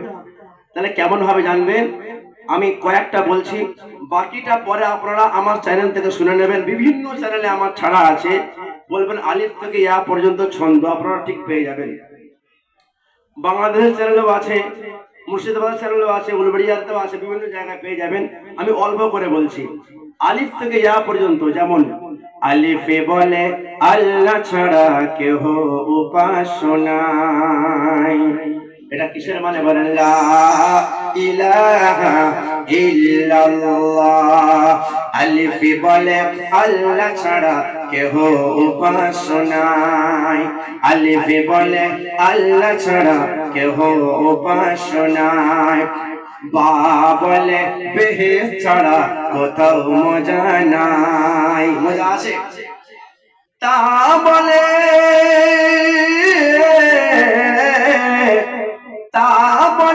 তিলাওয়াত করো কালাম খোদার। সা বলে সওয়াব পাবে, পড়বে যতবার, বলেন সুবহানাল্লাহ। কোরআন কারীম যতবার আপনি পড়বেন, ততবার সওয়াব পেতে থাকবেন। যদি নামাজের মধ্যে আপনি দাঁড়িয়ে দাঁড়িয়ে পড়েন, প্রতিটা অক্ষরের বিনিময়ে 100 করে নেকি পাবেন, বলেন সুবহানাল্লাহ। কোরআন কারীম যতবার আপনি পড়বেন, তত আপনি সওয়াব পাবেন। কটা অক্ষর বললাম? 4টি। আজ 4টে বলে আর বলবো না, বাকিটা শুনে নেবেন পরে। তাহলে কি কি বললাম? আলিফ বলে আল্লাহ ছাড়া কেহ উপাস্য নাই। বা বলে বেহেশত ছাড়া কোথাও মজা নাই। তা বলে তিলাওয়াত করো কালাম খোদার। সা বলে সওয়াব পাবে, পড়বে যতবার। তারপরে কি আছে? জিম বলে জলদি করে কোনো কাজ করো না। তাড়াতাড়ি কোনো কাজ করলে বাড়াবাড়ি হয়ে যায়, ঠিক না ঠিক? বলেছি মি বলে জলদি করে কোনো কাজ করো না, হা বলে হারাম মাল কবু খাবে না। বউ বন্ধন লোন, হ্যাঁ, এদিক ওদিক চেষ্টা করব যে না খেয়েও সময় কাটাবো, কিন্তু লোন নেব না। যে বাড়িতে লোন ঢুকেছে, হয়তো ছাদওয়ালা বাড়ি হয়েছে, হয়তো বড় বড় গাড়ি হয়েছে, কিন্তু শান্তি চলে গিয়েছে, ঠিক না বেঠিক? রাত্রে যখন ঘুমাই, হায় আল্লাহ, মনে হয় এক্ষুনি মাস শেষ হয়ে যাবে, এক্ষুনি টাকা চাইতে আসবে। বলছে হা বলে হারাম মাল কবু খাবে না, বলে খারাপ কথা মুখে বলো না, তালি বলে দিল দিয়ে কোরআন পড়ো আল্লাহর, জালি বলে জিকির করো সদা তুমি আল্লাহর, বলে রহম করো, বলে রহম করো ইয়তীমের উপর, যা বলে জুবানকে তোমার রাখো হকের উপর। আর বলবো না। তাহলে এতটুকু শুনলেন। এবারে একটা টার্নিং পয়েন্টে যায়। টার্নিং পয়েন্ট, এখানে বাচ্চারা অনেকে রয়েছে, আমার দিকে একটু তাকাও। স্কুলে পড়াশোনা করে না কিনা বলো? আমাদের বাচ্চারা প্রশ্নের উত্তর দেবে এ ফর কি হয়, জোরে বলতে হবে। এ ফর কি হয়, আরো জোরে। বি ফর কি হয়, সি ফর কি হয়, আর ডি ফর কি হয়। কিন্তু আমি পাল্টে দিয়েছি। কি করে দিয়েছি? পাল্টে দিয়েছি। এবারে এ ফর অ্যাপেল হবে না, A for Allah, B for বিসমিল্লাহ। বলো সুবহানাল্লাহ।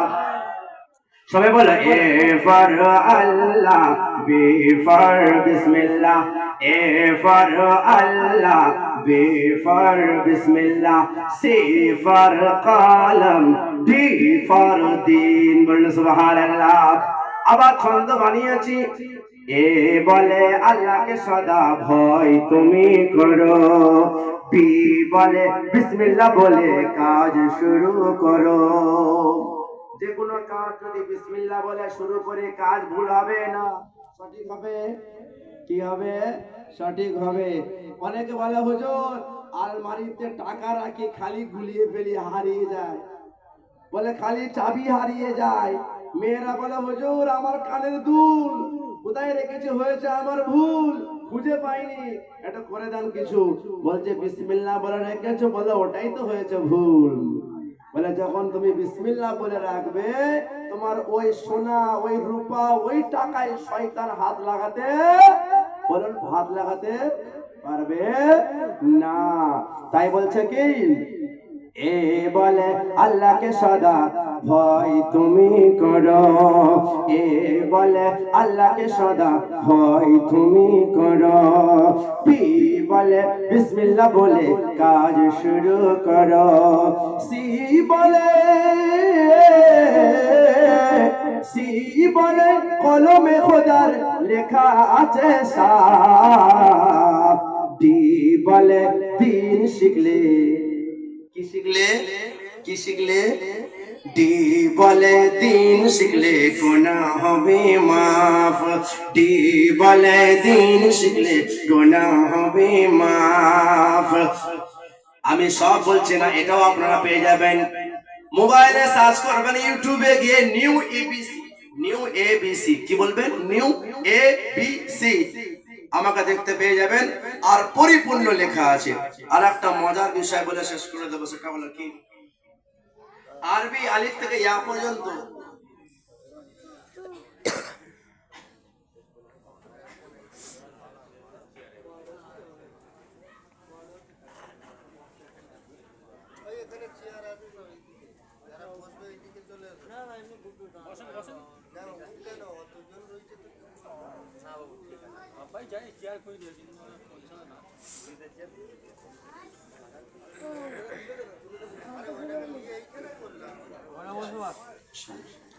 তাহলে কি বললাম, নিউ এবিসি, নিউ এবিসি শিখলাম।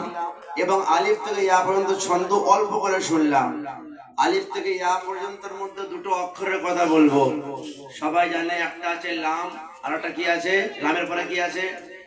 কি আছে? মিম। লাম মানে কি?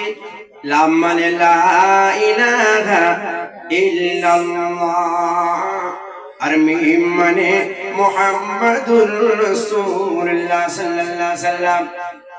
আপনি বলবেন ইংলিশে কি হবে?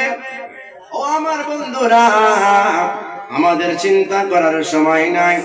আমরা স্কুল সিলেবাসে, আমরা মিশনের সিলেবাস যা কিছু পাই তা কিছু পড়িয়ে দিই, নিজে থেকে চিন্তা করি না। আমি চিন্তা করে এই ছন্দ লিখলাম, এবং ইংলিশের মধ্যেও একটা আছে এল, আছে কিনা? আরবিতে আছে লাম, ইংলিশে কি আছে? এল। আরবিতে আছে মিম, ইংলিশে আছে এম। তো যেমন ইংলিশে আরবিতে লাম রয়েছে, মিম রয়েছে, ইংলিশও তাই রয়েছে। এল আছে, এম আছে। এল মানে হচ্ছে লা ইলাহা ইল্লাল্লাহ, আর এম মানে হলো মুহাম্মাদুর রাসূলুল্লাহ সাল্লাল্লাহু আলাইহি ওয়াসাল্লাম। সুবহানাল্লাহ। যেমন পড়বো তেমন গড়বো, ঠিক না বেটে? যেমন বাচ্চাদের শেখাবো, সে বাচ্চারা তেমন শিখবে। তাহলে আমাদেরকে বুঝতে হবে, আমাদের সমাজকে গঠন করতে হলে যুবকদেরকেও তৈরি হতে হবে, মেয়েদেরকেও তৈরি করাতে হবে, এবং বাচ্চাদেরকেও তৈরি করাতে হবে। তৈরি হবার সত্ত্বেও যখন দেখবেন মুসলমান ঈমানওয়ালারা সম্পূর্ণ আল্লাহর হুকুমে চলে আসবে, তবু দুনিয়াতে কষ্ট থাকবে। কারণ দুনিয়া হলো, একটু আগে বললাম, মুমিনদের জন্য জেলখানা। কি বলেন? মুমিনদের জন্য জেলখানা। আর কাফিরদের, যারা মুমিন ছাড়া অন্য কারো অমুসলিমদের জন্য এটা জান্নাতখানা। আচ্ছা বলুন, আমার নবীর মতো কোনো ব্যক্তি হতে পারে? কিন্তু আমার নবী কষ্ট পেয়েছেন কিনা? কেমন কষ্ট, কি ধরনের কষ্ট, সব শেষ করে বলা যাবে না। আমি একটা চিত্র ধরে বলছি, একটা চিত্র। আল্লাহ নবীর প্রথম যে দুশমন শুরু করলো, বাইরের লোক না কাছের লোক? বলুন, জানেন? বাইরের লোক না কাছের লোক? বাইরের লোক থেকে বাঁচা সহজ, আর কাছের লোক থেকে বাঁচা, বলুন, বাঁচা খুব কঠিন। যে দূর থেকে বলে আমি আপনার শত্রু, তার থেকে বাঁচা তবুও কি বলুন সহজ। আর যে বলবে আরে আমি আজ তো চিন্তা নেই, আমি থাকতে কিচ্ছু হবে না, আমি রয়েছি তো, আর সে যদি আপনাকে ক্ষতিতে ফেলে দেয়, তাহলে দুঃখের কথা কিনা বলেন? আল্লাহর নবীকে বেশি কষ্ট কে দিয়েছিল? নিজের খানদানের লোক, আবু লাহাব। তার জন্য একটা সূরা অবতীর্ণ হয়েছে, সূরা লাহাব। কি সূরা বলেন? সূরা লাহাব। আল্লাহর নবী সাল্লাল্লাহু আলাইহি সাল্লামকে সমস্ত ব্যক্তিরা এক কথায় মানত। কি কথা? আল আমিন, নবী গো তুমি সত্যবাদী, নবী গো তুমি আল আমিন, নবী গো তুমি সত্যবাদী, নবী গো তুমি। তোমার নামে কুল ফেরেশতা দরুদ পড়ে, তোমার নামে কুল ফেরেশতা দরুদ পড়ে। নবী গো তোমার শানে ফেরেশতা রহমত ঝরে। আল আমিন, নবীজি তুমি সত্যবাদী, নবীজি তুমি। আমার নবী যখন নবী হননি, তখন মক্কাবাসীরা আমার মুহাম্মদকে বড়ই ভালোবাসতো। সবাই নবীকে চোখের পুতুল মনে করত। একটা কথাই আছে, হক কথা বললে ঠক করে রেগে যায়, ঠিক না ঠিক? আল্লাহর নবী যখন 70 মেহনত নিয়ে গার হিরা থেকে বার হলেন।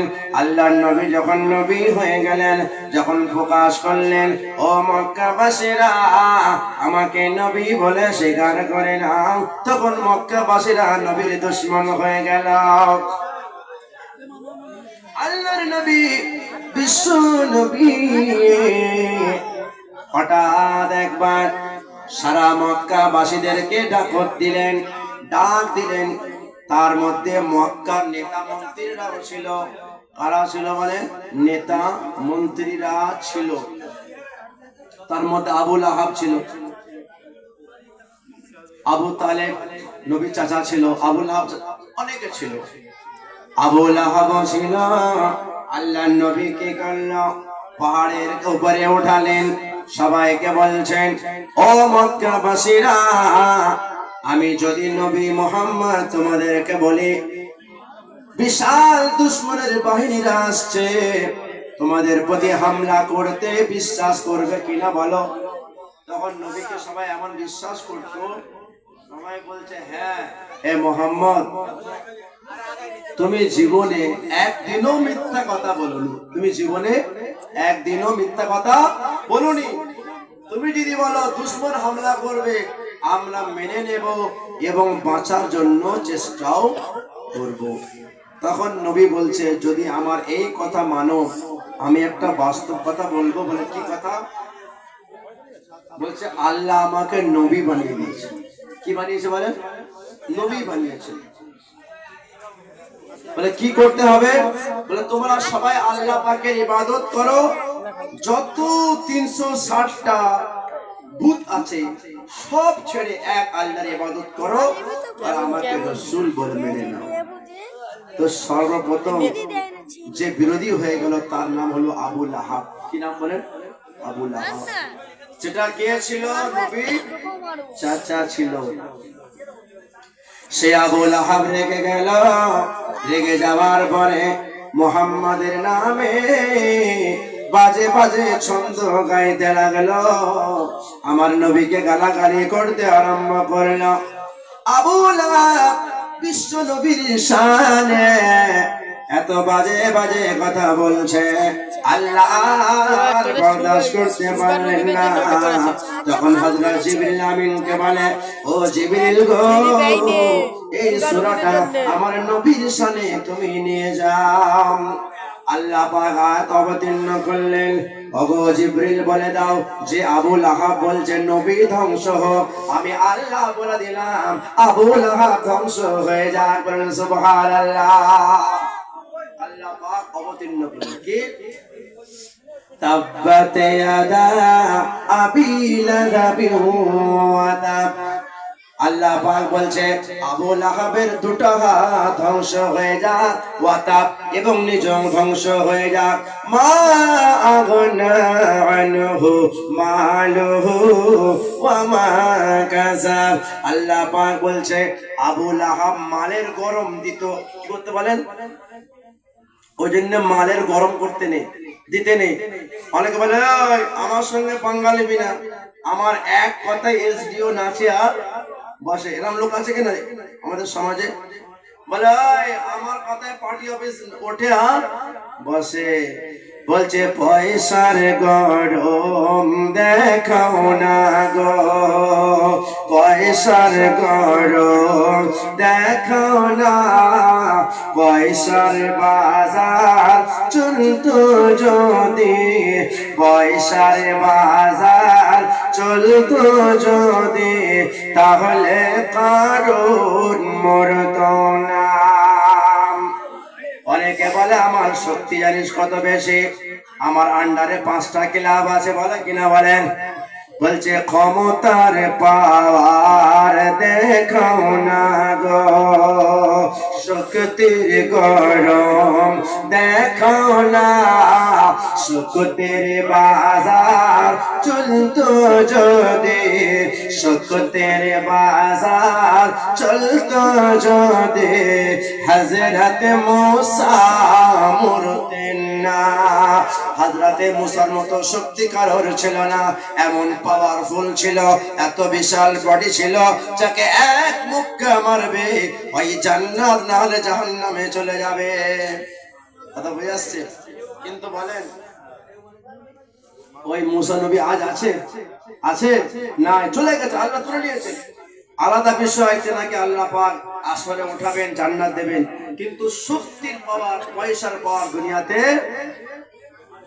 আর এমন কি বলছে, রূপের পাহাড় দেখাও না গো,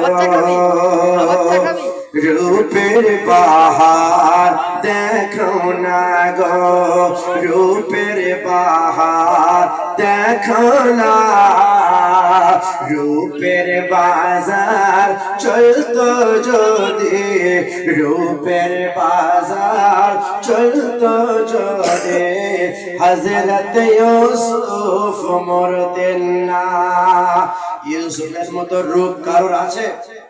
আজকাল যত নায়ক রয়েছে, যত নায়িকা রয়েছে, যত খেলোয়াড় রয়েছে, এই মেসি এসেছিল, মেসিকে দেখতে যে কাশি এসে গেল, চেয়ার ছুড়ে মারামারি হয়ে গেল, টাকাও গেল, ফাঁকাও হলো, আবার মাথা ফেটে ঘরে এলো। ঠিক না বেঠিক?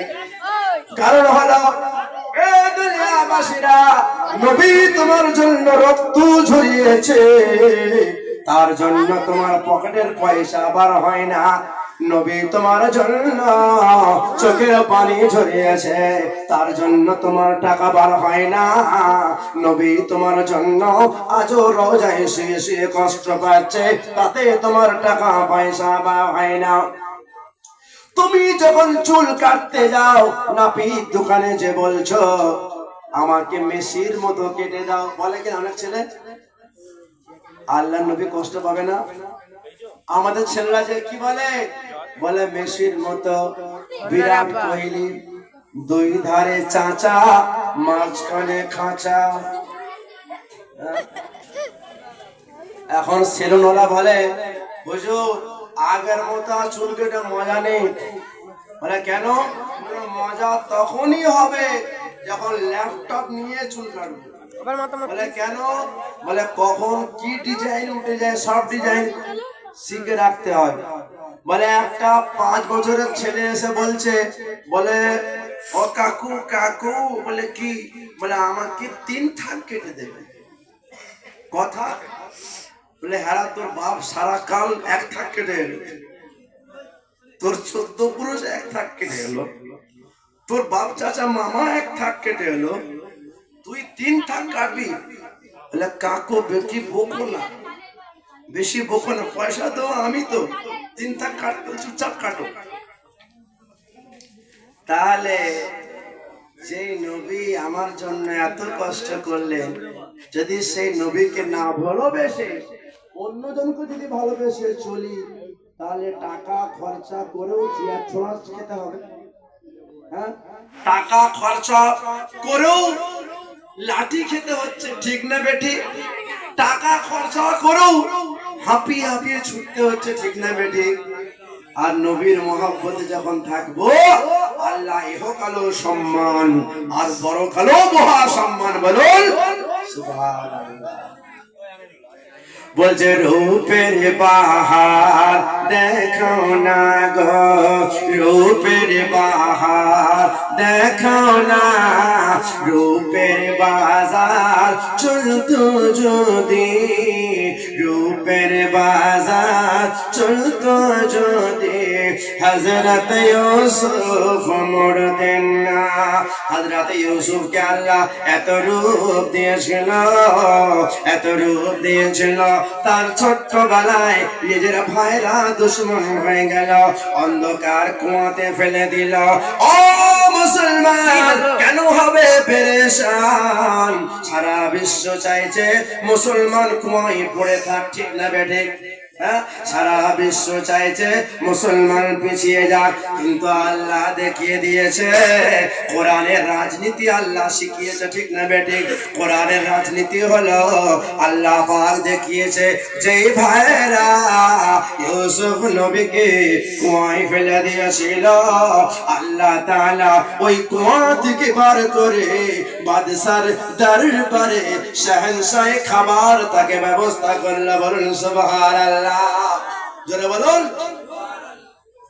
আবার শিখিয়ে দিল, আপনি যদি সমাজে কোনো ভালো কাজ করেন, মানুষের সেবা করেন, মানুষকে ভালো শিক্ষা দেন, মানুষ আপনার পিছনে লেগে যাবে, হ্যাঁ কিনা বলেন? মানুষ আপনার নামে বদনাম দেবে, মানুষ আপনার পিছনে লাগবে, আপনার দোষগুলো খুঁজে খুঁজে বার করবে, তোমাকে কোন কেসে ফাঁসানো যায়, তোমাকে কিভাবে বদনাম করে যায়। আমার শোনাচ্ছেন বন্ধু, ইউসুফ নবীকে জুলাইখা নিজের প্রেমে ফাঁসিয়ে দিল। নিজের যখন প্রেমে ফাঁসিয়ে দিল, সাতটা দরজার ভিতরে ইউসুফ নবীকে নিয়ে প্রবেশ করিয়ে দিয়েছে, কিন্তু সেই ইউসুফ নবীর প্রতিজ্ঞা ছিল, আল্লাহ গো, আমি বিবাহ ছাড়া, মোহর ছাড়া কোনো নারীর সঙ্গে পাপের কাজে জড়িত হব না। ওই মোহর ছাড়া আমি কোনো নারীর সঙ্গে একাকী সাক্ষাৎ করব না। আল্লাহর প্রতি ভরসা করে নিল। জুলাইখা কি করল? তাকে সাতটা দরজার ভিতরে ঢুকিয়ে দিল। ঢুকিয়ে দিয়ে ইউসুফ নবীকে বলে, হাই তালাক কামিন, আমার সঙ্গে এসো, আমার সঙ্গে মজা করো, আমার সঙ্গে তৃপ্তি করো। ইউসুফ নবী কি করল? আল্লাহ তাআলার কাছে প্রার্থনা চাইল। যখন তীব্র গতিতে রাস্তার দিকে অগ্রসর হয়, আল্লাহ তাআলা নিজের কারিশমা দিয়ে একটা দুটো নয়, সাতখানা দরওয়াজাকে সব কিছু খুলে দিলেন। বলেন সুবহানাল্লাহ। দুনিয়ার মানুষ আপনার রাস্তা বন্ধ করলো, খুলনেওয়ালাকে, জোরে বলুন কে? কথা বলতে হবে আরো জোরে। 12টা বাজে না এখনো, ঘড়ির 12টা বাজতে যাচ্ছে, আর আমাদের 12টা বাজে না তো, তাহলে কথা বলতে হবে। তাহলে বলুন, দুনিয়ার মানুষ আপনাকে কুয়াতে ফেললেও কুয়া থেকে উদ্ধার কে করবে? দুনিয়ার মানুষ আপনাকে মিথ্যা অন্যায় ফাঁসাতে চাইলে উদ্ধার কে করবে? দুনিয়ার মানুষ আপনার রাস্তা বন্ধ করলেও জিএসটি দিয়ে, এটা সেটা দিয়ে, ব্যবসা বাণিজ্য, চাকরি, ওবিসি সব তুলে নিয়ে যদি আপনাকে ফাঁসাতে চায়, আপনার কাজের জায়গা, কাজের জায়গা, ব্যবসার জায়গা, চাকরির জায়গা বন্ধ করতে চায়, তাহলে খুলনেওয়ালাকে আল্লাহ দেখিয়ে দিলেন। এই জায়গার রাজনীতি আল্লাহ পাক ইউসুফ নবীকে শেখাচ্ছেন। এবারে যখন জুলাইখা হার মেনে গেল, যখন ইউসুফ নবীকে ক্যাপচার করতে পারল না, মেয়েদের একটা স্বভাব আছে, যদি কোনো মেয়ে অন্যায় কাজে লিপ্ত হয়ে যায়, পাড়ার যত মেয়েরা রয়েছে থালা মাজতে মাজতে, আগা কি হয়েছে জানিস, বলবে কিনা? পানি আনতে আনতে, ওগো রোজিনা শুনেছিস? ফুচকা খেতে খেতে কি ঝাল, যাই পারো, কাল কি হয়েছে জানিস, বলবে কিনা? মেয়েদের স্বভাব, রাগ করবে না মেয়েরা। এই মেয়েদেরকে আল্লাহ তরফ থেকে একটা গুণ, যা কিছু হবে যতক্ষণ না সেটা একে অপরে আলোচনা করে পেট ভুট ভুট ভুট ভুট করবে, বলতে না পারলে পেট ফুলে যাবে। এবারে মিশরের মেয়েরা জুলাইখার নামে বলতে লাগলো, ভুট ভুট ভুট ভুট করতে লাগলো। জুলাইখা একটা বাদশার বিবি, তার যখন মানে সম্মানে লাগলো, তখন বলে, ঠিক আছে, তোমরা আমাকে সবাই অপমান করেছো, আমিও তোমাদেরকে পরীক্ষা করব। সমস্ত মিশরের মহিলাদেরকে ডাকা হলো। হাজার হাজার সুন্দরী মহিলারা তারা সারিবদ্ধ হয়ে বসে গেল। হাতে একটা করে ছুরি দেওয়া হয়েছে, একটা করে ফর্ম দেওয়া হয়েছে। তারপরে ইউসুফকে বলা হলো, ইউসুফ, এই যে মেয়েদের লাইনটা রয়েছে, এর মাঝখান থেকে শুধু তুমি একবার চলে যাবে। আমরা কি হিরো দেখেছি? আজকাল তো হিরো শুটিং করতে এলে আগে 1 লাখ টাকা খরচা করতে হয়, ঠিক না বেটি? এটা ওটা সেটা এদিকে অনেক কিছু করে তবে সে শুটিং করতে আসে। আর নায়িকা হলে 5 কিলো ময়দা শেষ হয়ে যাবে, এটা ওটা সেটা কুমকুম ঝুমঝুম কত কি করে তারপরে নায়িকা আসবে। আর আমার ইউসুফ না মুখে ক্রিম, না কিছু, না কোনো মেডিসিন, না কিছু লোশন, না কিছু ফেস ওয়াশ। আমার ইউসুফ নবী যখন ওই মহিলার মাঝখানে অতিবাহিত হয়ে যায়, কোরআন বলছে ওই সমস্ত মহিলারা, এটা কোনো অন্য গল্প নয়, কোরআনের কাহিনী। আল্লাহ পাক বলছে ওই সমস্ত মহিলারা, তাদেরকে বলা হলো তোমরা ফলটা কাটো। ফল কাটতে গিয়ে সবাই নিজের হাতের আঙুলটা কেটে নিল। বললেন সুবহানাল্লাহ। কত একটু সুন্দর চিন্তা করে। তখন এবারে সব মহিলারা বলছে জুলাইখা তুমি বড় বাহাদুর, আমরা একবার দেখে আঙ্গুল কেটে ফেলেছি, তুমি তো রোজ দেখেছো, আমরা যদি রোজ দেখতাম আঙ্গুল বাদ দিয়ে কলিজাটা কেটে দিতাম। তাহলে বোঝা গেল এত সুন্দর রূপ কে দিয়েছে বলেন? আল্লাহ। কাকে দিয়েছে? ইউসুফ নবীকে। এত রূপের মালিক আল্লাহ জান্নাতে দেবেন, এত রূপ আল্লাহ তাআলা সমস্ত জান্নাতীদেরকে আল্লাহ দান করবেন। কিন্তু ওই রূপ ওয়ালা ইউসুফ নবীকেও আল্লাহ দুনিয়াতে মৃত্যু দিয়ে দিলেন, হ্যাঁ কিনা বলেন? তাহলে রূপের বাহার দেখানো যাবে না, শক্তির পাওয়ার দেখানো যাবে না, পয়সার গরম দেখানো যাবে না। আফসোস কথাই এবারে ফিরে আসি। আবু লাহাব পয়সার গরম দেখাতো, পাওয়ার দেখাতো, সন্তানের গরম দেখাতো, আল্লাহর নবীকে ধমকি দেখাতো। আল্লাহ তাআলা কি করলেন? যখন আবু লাহাব আমার নবীকে উল্টো পাল্টা বদদুয়া দেয়, আল্লাহ পাক বললেন মা গানা আনহু মালুহু ওয়া মা কাসাব। ও দুনিয়াবাসীরা তুমি দেখবে আবু লাহাবের মাল, আবু লাহাবের সন্তানের কাজে লাগবে না। কোরআন যে সত্য কি করে বুঝবো? কটা প্রমাণ নেবেন? প্রমাণ নিয়ে হাঁপিয়ে যাবে, প্রমাণ নিয়ে হাঁপিয়ে যাবে। আল্লাহ পাক আয়াত অবতীর্ণ করেছে আর আল্লাহ কাজও দেখিয়েছে। কি কাজ? আবু লাহাব যে নবীকে বদদুয়া দিয়েছে, হিজরতে বদরের যুদ্ধের 7 দিন পরে আবু লাহাব যে নবীকে গালাগালি করত, ওর কানের নিচে একটা পক্স হয়েছে। কি হয়েছে? পক্স জানেন? প্রায় হয় বসন্ত। আজকাল বসন্ত তো বহুত ভালো হয়েছে, আল্লাহ যেন সবাইকে ভালো করে দিয়ে জানা হয়েছে। তো আগেকার পক্স খুব খতরনাক ছিল। যারা বয়স্ক জানেন যে অনেকে এই মাংস ডিপ হয়ে যেত, খেতে পারে ডিপ হয়ে।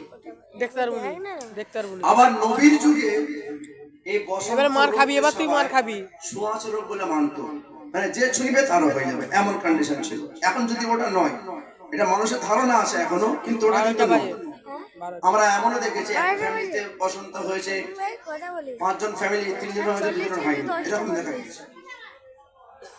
তো আবু লাহাবের যখন কানের নিচে বক্স হয়েছে, ওর যে ছেলেকে নিয়ে গর্ব করতো সেই ছেলেটা দেখতে হবে না, মানে কেন যদি আমাদের হয়ে যায় দেখতে হবে না। আর আবু লাহাব ওই বক্সের কারণে মারা যায়।